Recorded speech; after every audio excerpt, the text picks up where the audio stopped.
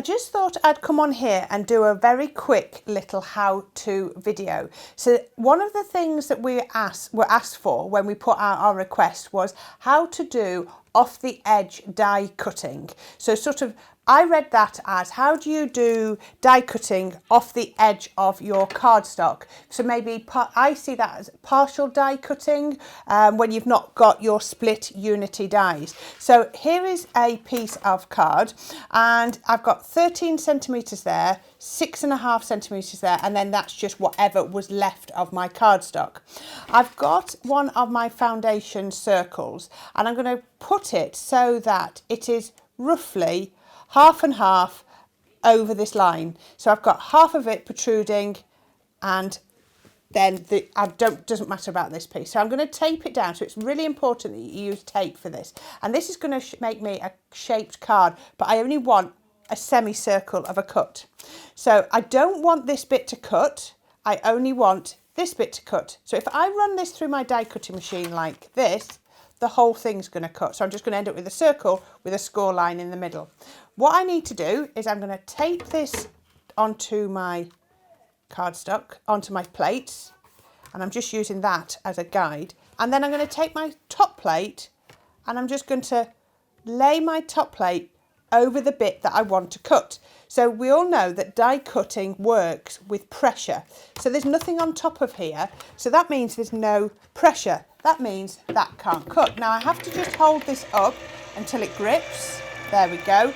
Now I know that this bit can't cut. The only bit that can cut is to there. There we go. I might have just moved that plate just a little bit, but I'm sure it'll still do what I want it to do.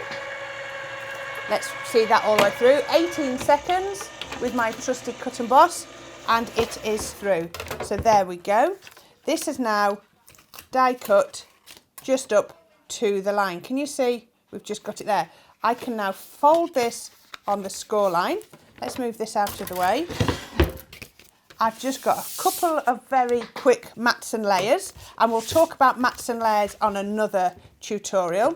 So these are just consecutive circles. So I'm going to put some tape onto one half, and then I'm going to add my circle. Then I've got another one that's going to go just in here. Now remember, you can cut as much or as little as your die as you put pressure on it. So if you don't put pressure on an element of your die, then it won't die cut. So how about that?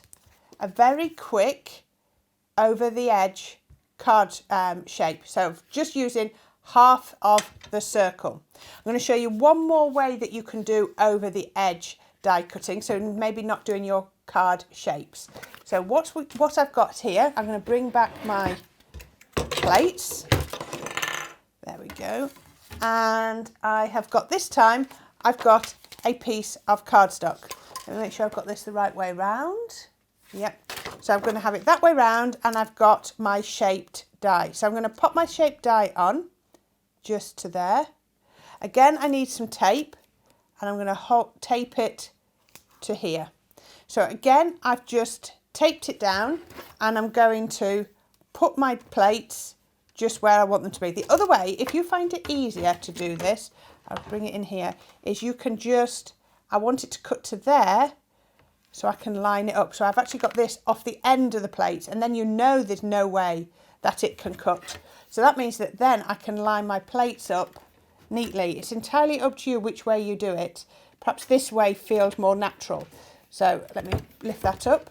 It doesn't matter then if your plates move, because you can put them back where you want them to be. So I've got that there. But I do find it's key to taping the piece of card to my plate, because it helps. So again, there's no way this can cut because it's not got any plates on top.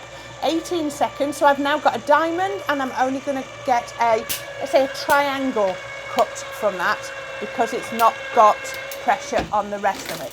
So if we take that, and that's going to cut, can you see? So we've gone from a diamond to just cutting our point. We could also put the full die cut back on top if you wanted to. But I wanted to show you this is what effect you can get with that. So that now becomes a shaped topper on your card because we've just used half of it. And then when you start to add your flowers, how beautiful does that come? And that all started from a rectangular piece of card that we had partially cut. So there's loads and loads of ways to do it. The key thing you have to remember is your plate can only be on top of the bit of the die that you want to cut.